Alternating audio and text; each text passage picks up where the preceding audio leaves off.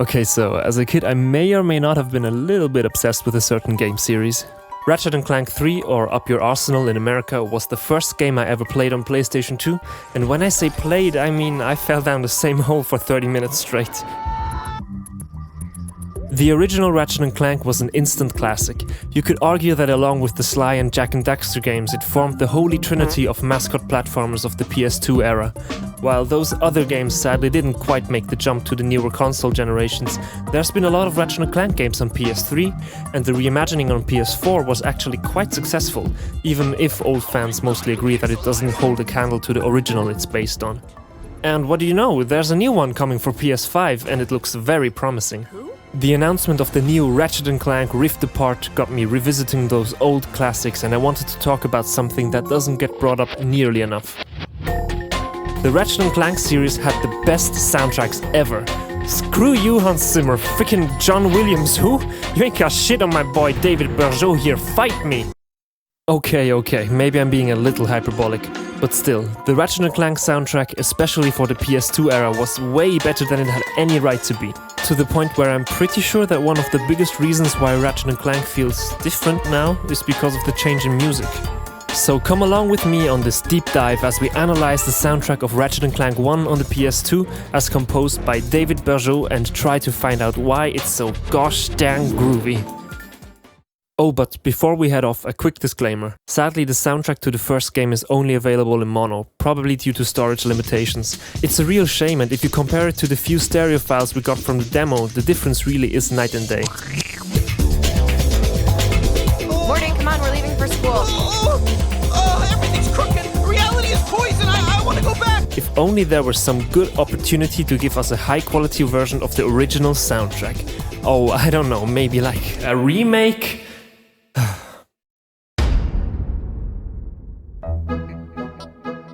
Writing a soundtrack for a film is arguably quite a straightforward procedure. You got your raw cut of the movie and you compose your music to accompany it. The sad music goes to the sad scene, the action music goes to the action scene. Of course, I'm totally glossing over the complex art that is composing a film score, but what I'm saying is there's no unknown factor. With video game soundtracks, there's this little big problem. Video games are interactive. There's no telling when the player's gonna walk into the next scene. Nothing is guaranteed. How are you supposed to write a soundtrack to all the possible ways a player could tackle the game? You could do it like Dead Space, for example, and compose multiple layers of intensity that can be added on top of the ongoing soundtrack, depending on how much the game thinks the player is shitting his pants.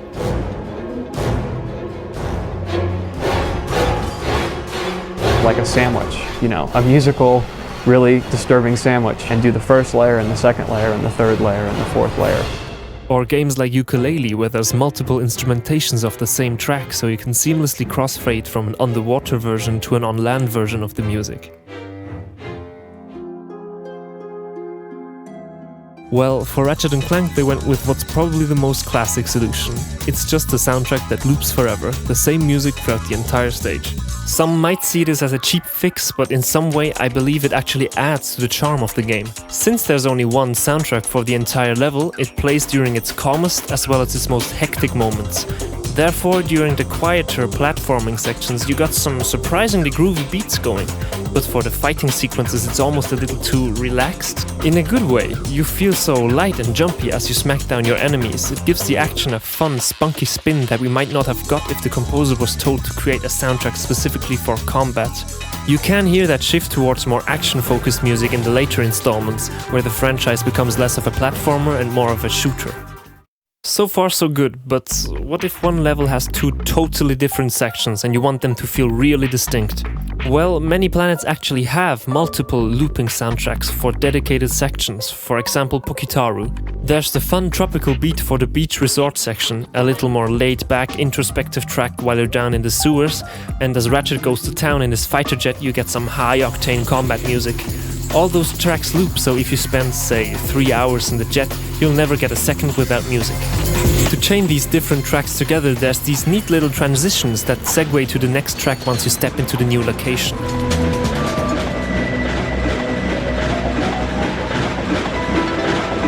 You know, those are actually pretty creepy. Okay, that's Minecraft cave noises level spooky. Whoa! What in the fresh hell was that? Looping soundtracks have their downsides though. Firstly, it forces the composer to write a song that ends at the same place as it starts, which can be quite a challenge. An even bigger challenge is writing a memorable soundtrack that doesn't get annoying after a while. I mean, you're hearing the same shit over and over again.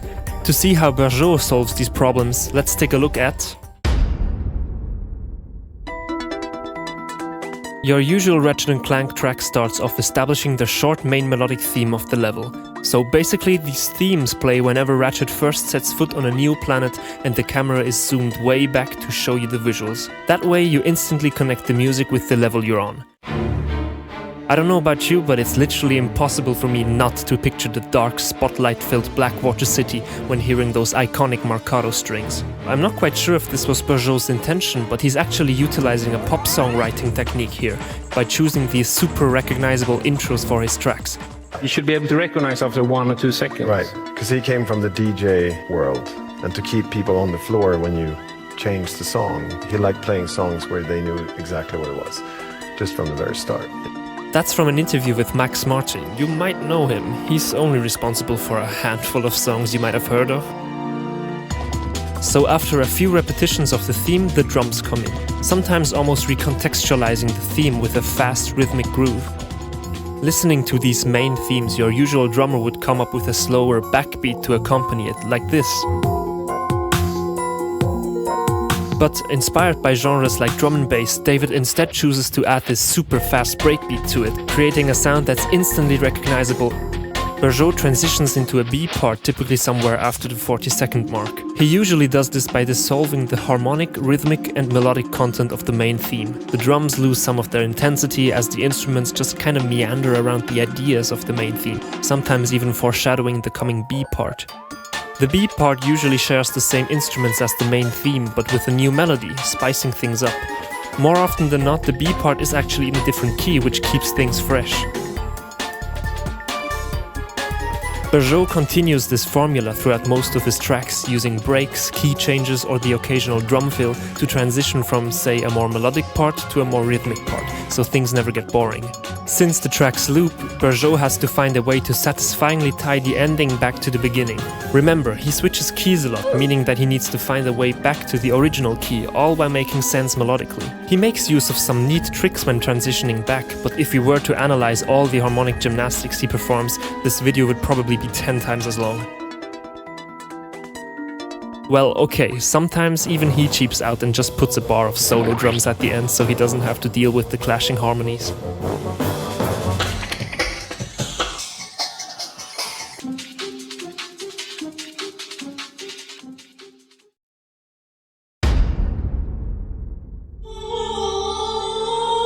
Another key component that makes this soundtrack so unique is its blending of different styles. Just by taking a look at his work, it's clear that David Bergeaud is open for many different genres of music and doesn't shy away from mixing all his colorful influences into something completely new. For Ratchet & Clank 1, he was inspired by the club scene and its genres like old school breakbeat, house and hip-hop. This soundtrack is essentially a hybrid of many styles. Its drums are inspired by genres like jungle, hip-hop and breakbeat. The instruments are inspired by all kinds of synth music. But much like more traditional soundtracks, Bergeaud makes big use of orchestral instruments too. For the bass, Bergeaud uses this tone wheel organ bass sound a lot, but plays it in a fashion that wouldn't be unfitting for a funk or jazz bass line. It's full of rhythm and movement. In fact, there's a little funk and jazz DNA all around the soundtrack. Sometimes David just packs out a rhythm section groove out of nowhere, or even some big band like Spy theme. Spy music is actually a trend that would come up multiple times in the series, like in Ratchet & Clank 3 with Clank's stealth sections, or, well, the game Secret Agent Clank, obviously. Well, duh. It's really difficult to describe this soundtrack in a cohesive way, but let's try it like this. Imagine you take an orchestra, but a groovy one, and pin it against a funk big band with a knack for spy music. So while the orchestra tries to keep things epic and cinematic, the big band just keeps getting in their way and starts jamming out to them. It sounds like a recipe for chaos, but it works. But at this point you just go screw it and throw everyone out and instead hire a synth-head DJ to remix this whole arrangement and mix some old school jungle synth track out of it. Yeah, you know, on second thought I'm not quite sure where I'm going with this. It's just super unique is what I'm trying to say. It doesn't end here though. Throughout the whole soundtrack, Bergeaud makes use of sound effects that he got from these DJ sample discs. He puts these in the background of many tracks to give them a techy electronic texture.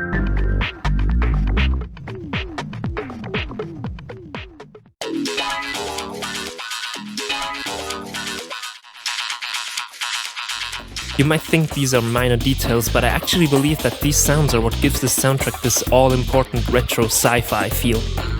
These sounds became almost tradition for the PS2 era soundtracks. You can find these textures in almost every single track in the PS2 games.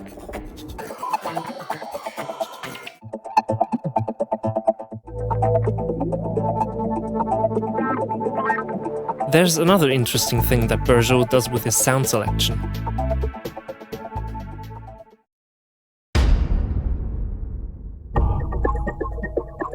As I explained before, some planets have multiple soundtracks for different sections. Though the feel of these soundtracks might be very different, David makes sure that they still sound like they belong to the same planet by using similar sounds. Both Altanis tracks have these filtered beats chugging along in the background.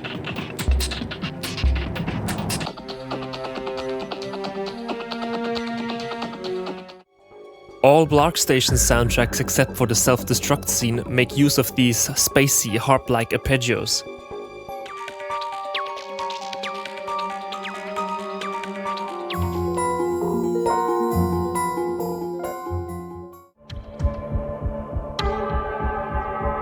Oh, and for both Gemlik-based tracks there's this trippy, processed didgeridoo sound in the intro.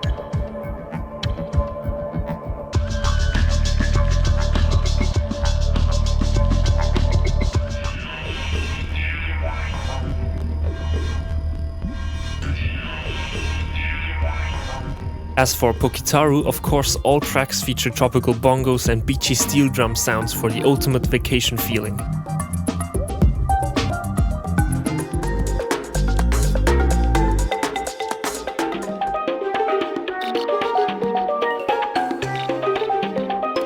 By the way, speaking of Pokitaru, has anyone else noticed that the main tune is the same track as the prologue on Velden, just with a different melody and instruments?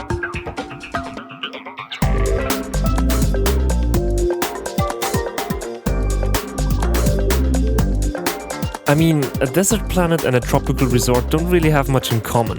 Or maybe that's the point? Maybe they're directly comparing the wastelands Ratchet was stuck on all his life to the paradise he always dreamed of visiting. Or maybe I'm just overanalyzing. Anyways, let's get back to topic. It's more than just using similar instruments. The same applies to musical aspects too. Usually tracks that play on the same planet are in the same key, which ties them together and helps make the transitions less jarring. One of my favorite little details is this musical phrase you can hear when you're first on Velden.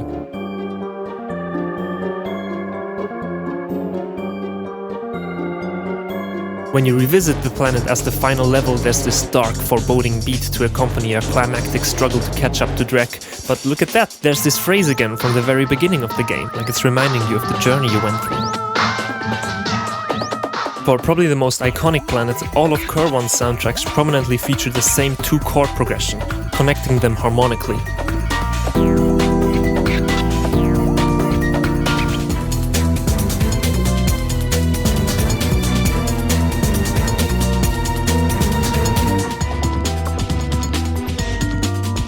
But that's a little misleading. Kerwan's melody is written in a way that highlights this chord change, with that last note hitting right at the same time as the second chord, but some form of this chord progression actually creeps up in many other tracks in the soundtrack. Listen to Umbris. Now Novalis. Even freaking Orkson kinda suggests these 2 chords. Seriously, they are everywhere, so what's up with that? Well...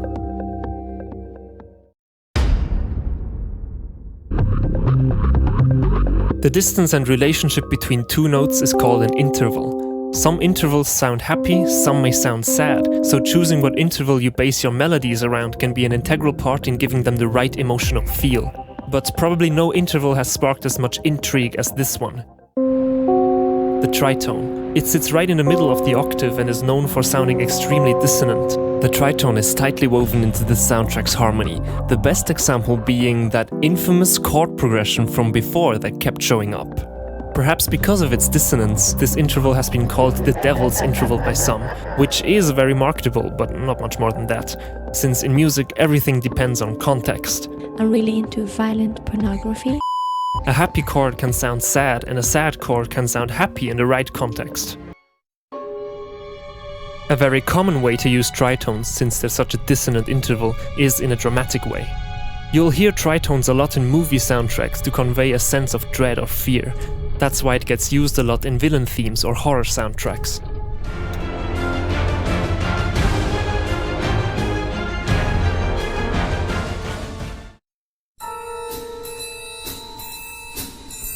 Jazz music uses tritones in a totally different way. There isn't this association with fear, instead it's often used as what's called a blue note, where it's more of an expressive, transient note, giving the melody a soulful quality.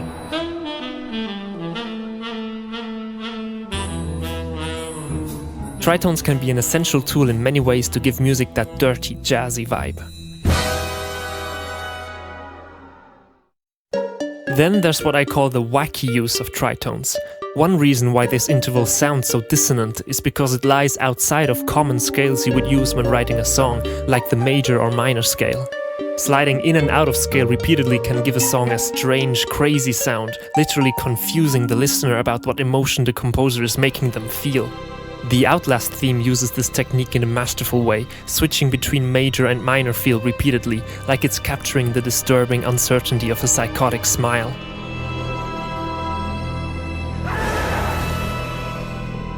But if you use the same technique but go a little less extreme with the creepy instrumentation, you can achieve a cartoony, silly sound.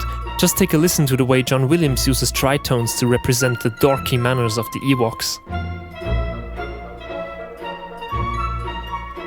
These three different flavors of tritones are sprinkled all over the Ratchet & Clank soundtrack, from the dramatic orchestration of Drek's fleet to the jazzy keys of Batalia's grind rail, to Iridia's wacky swing shot section. It's clear that the tritone is an integral part of the Ratchet & Clank sound, but won't switching between all these different flavors, genres and instruments end up creating a soundtrack without any cohesive, recognizable style? Won't it all just end up sounding like a big identity crisis? That's where choosing the tritone as a foundation for the Ratchet & Clank sound turns out to be a really clever idea. Instead of running from style to style attempting to imitate what makes those work, Bergeaud capitalizes on the one thing these styles all have in common: their use of tritones. And since the tritone is also what defines the sound of Ratchet & Clank, you can be dramatic, jazzy,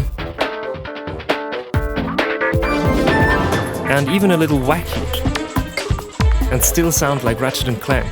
I mean, the idea seems so obvious, it's the same interval after all, but I've yet to discover a soundtrack that so effortlessly blurs the lines most musicians see between these different styles. It really speaks volumes about what an open-minded composer Bergeaud is. Now, a soundtrack may be great on its own, but what's really important is that it fits and elevates the visual material. If you write an amazing metal track for, say, a rom-com, you kinda miss the point of a soundtrack. On second thought, actually I'd love to see that.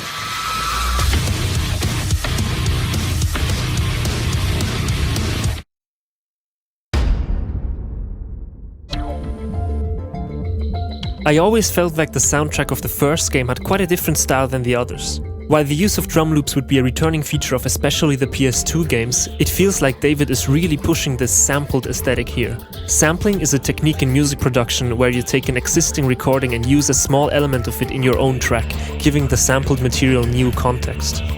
It's used most prevalently in hip-hop and electronic music. There are certain drum loops that get sampled over and over again and are closely tied to certain genres, like the iconic Amen break. In Ratchet & Clank 1, Bergeaud uses similar drum breaks all the time. While these drum loops come from those same sample CDs I mentioned earlier, the way he shows the musical theme first and later adds in the drum loop makes me think he's deliberately referencing how hip-hop beats work. In multiple tracks he uses short vocal samples. I can't remember hearing any vocal samples in the later game soundtracks. There's definitely a conscious decision here. Again, I feel like this is him referencing that same practice in hip-hop and sampled electronic music. If that's not enough evidence, listen to these.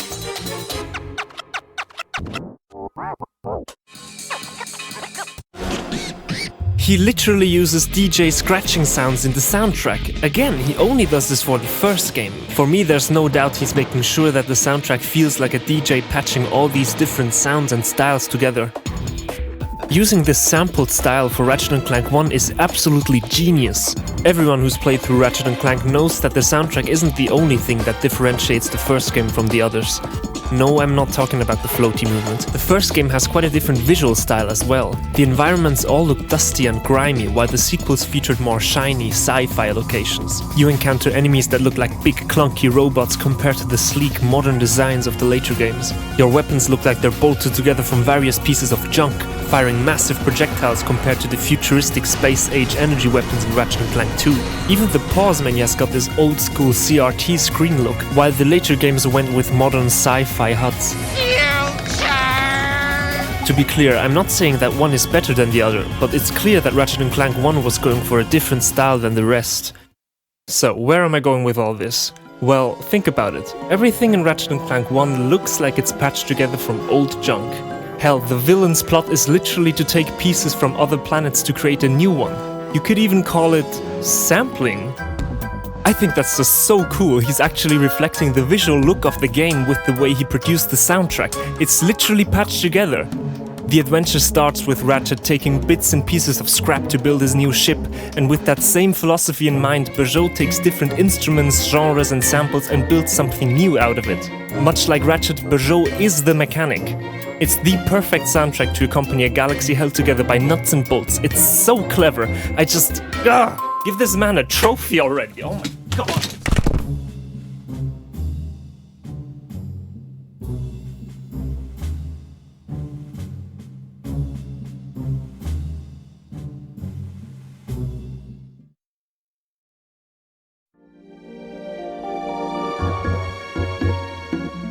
Hey, you made it! I hope you enjoyed this analysis of the Ratchet & Clank soundtrack, and hey, maybe you learned a thing or two.